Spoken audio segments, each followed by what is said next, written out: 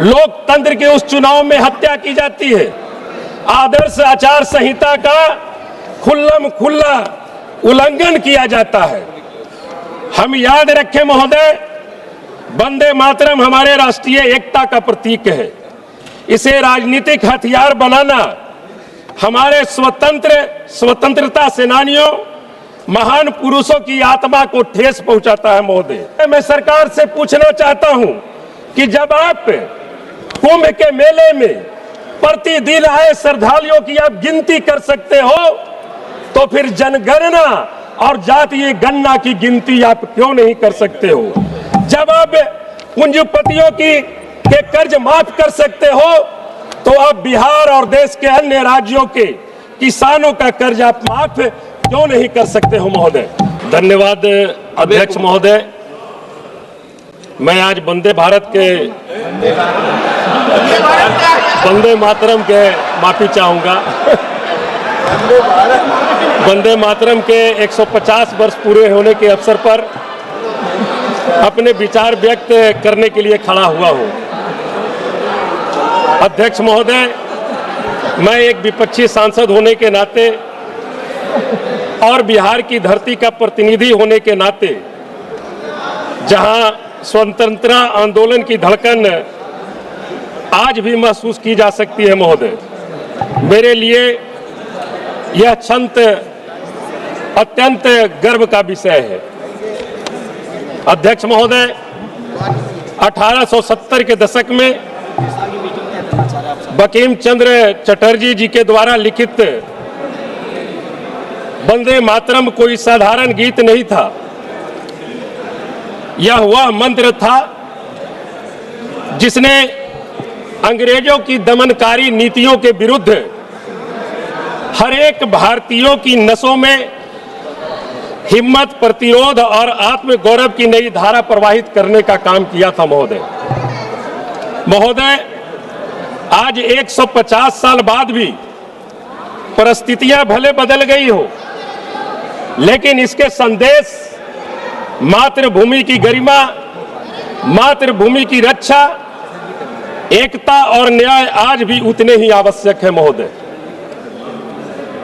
महोदय, जब हम वंदे मातरम महान गीत की 150वीं वर्षगांठ मना रहे हैं, तो हमें केवल जश्न ही नहीं मनाना चाहिए महोदय, बल्कि वंदे मातरम के मूल मंत्रों और जो उसका मूल जो संदेश था, उस पर भी विचार करना अति आवश्यक है।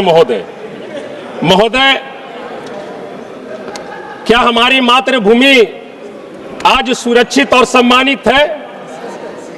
क्या हम अपनी मातृभूमि की रक्षा के लिए पर्याप्त तैयार हैं? क्या हमारी मातृभूमि के हर एक नागरिक को बराबर का सम्मान प्राप्त हुआ है? अध्यक्ष महोदय, आज बेरोजगारी अपने सबसे उच्चतम स्तर पर है। बिहार, झारखंड, यूपी से करोड़ों युवा रोजगार की तलाश में पलायन कर रहे हैं। ग्रामीण क्षेत्रों में आज भी विकास ठप है। क्या यही वंदे मातरम का सपना था महोदय? वंदे मातरम का संदेश था संपन्न, सुरक्षित और सम्मानित राष्ट्र।